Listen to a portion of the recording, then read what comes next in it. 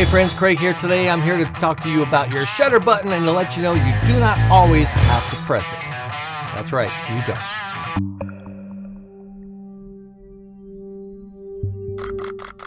First, if you're new to this channel and you want to learn more about sports photography, click that subscribe button and the notification bell. Today I'm talking to you about your shutter button and that sometimes you don't have to push it. No, you really don't. And I'm not talking about when there's no action going on, when you're just waiting between plays or you're just waiting for the game to start or halftime or whatever. You don't always have to push that shutter button. Now, for example, I've seen this mostly in football and soccer, not much in volleyball or any other sports like that, but mostly football and soccer. Let's talk about football. So you got the running back, you got your camera up there, he takes the handoff, you're getting some shots of him. Oh, these are going to be some beautiful shots. Then what happens? He does this. He goes the other direction.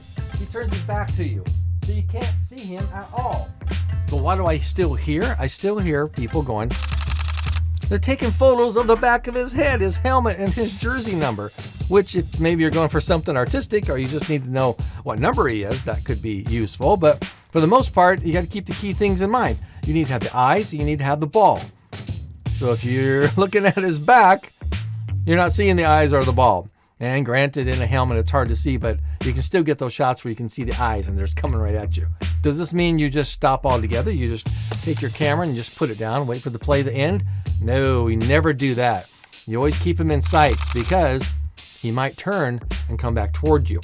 And you can get some great angles, some great shots of him coming right at you.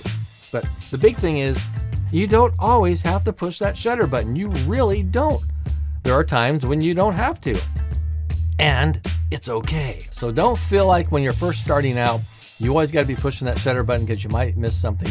The whole idea, and I'll repeat this over and over, is you got to train yourself. You got to learn to see the image. You got to do it. When I'm shooting, I got my finger all ready to go. So when I see an image coming up, I start shooting.